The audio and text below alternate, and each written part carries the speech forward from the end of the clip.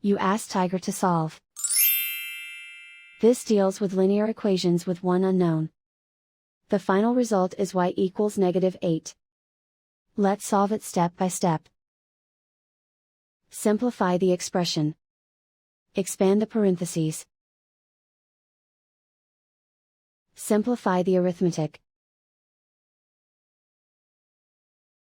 Group all y terms on the left side of the equation. Subtract 7y from both sides.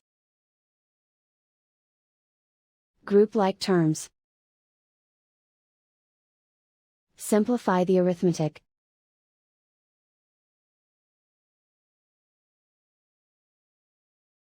Group all constants on the right side of the equation. Add 24 to both sides. Simplify the arithmetic.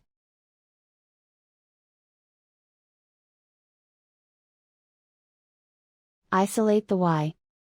Divide both sides by -3. Cancel out the negatives. Simplify the fraction. Move the negative sign from the denominator to the numerator.